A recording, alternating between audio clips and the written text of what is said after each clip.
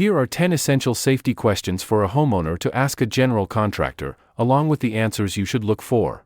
The questions are divided into 2 categories: before you hire and during the project. Part 1, Before you hire.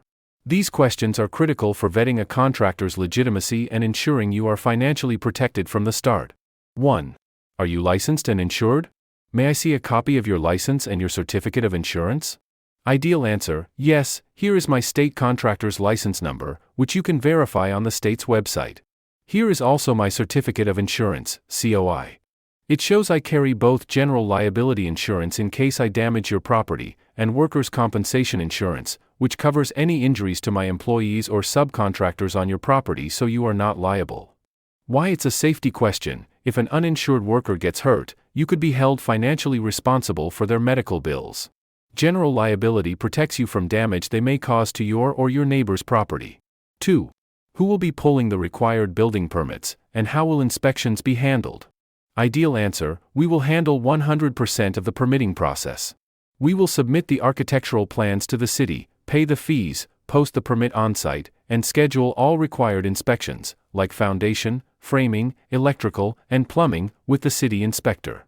We will not ask you to pull an owner-builder permit, as that would make you legally liable. Why it's a safety question: permits ensure the work is reviewed and inspected by a third-party official to confirm it meets current building and fire safety codes. Unpermitted work is not only unsafe but can create major problems when you try to sell your home.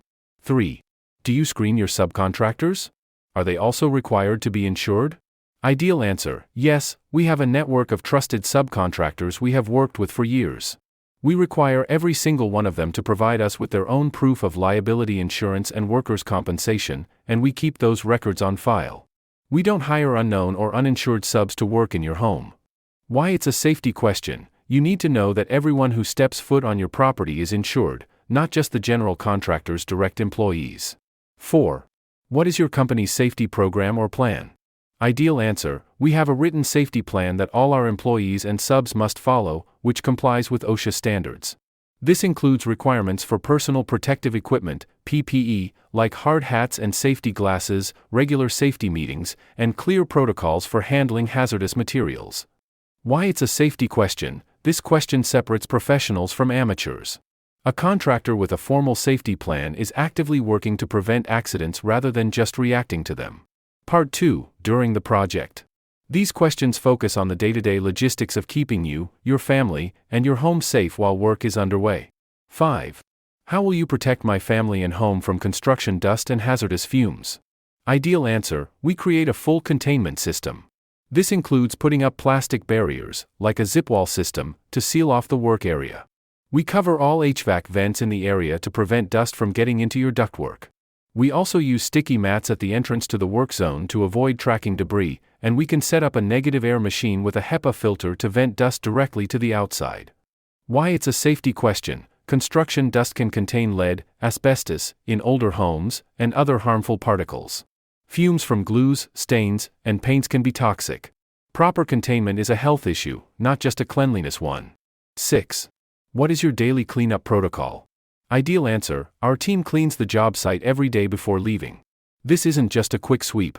We organize our tools, vacuum all work areas with a HEPA filter shop vac, and wipe down surfaces to control dust. We will also ensure all debris is placed in a designated dumpster and that no tools or materials are left in walkways. Why it's a safety question: a messy site is a dangerous site. Tools, debris, and cords create tripping hazards. Daily cleanup is a key indicator of a safe and professional operation. 7. How will you secure the job site at the end of the day? Ideal answer: we will ensure the site is secure every night. This includes locking all windows and doors in the work area, securing any ladders so they can't be used to access upper floors, and ensuring the property perimeter is secure if we've created any new openings. All valuable tools and materials will be locked away. Why it's a safety question: this is about security and safety. It prevents theft and vandalism, but more importantly, it prevents unauthorized access from strangers or even a curious neighborhood child from wandering into a dangerous area. 8. How will you communicate about hazardous materials on site?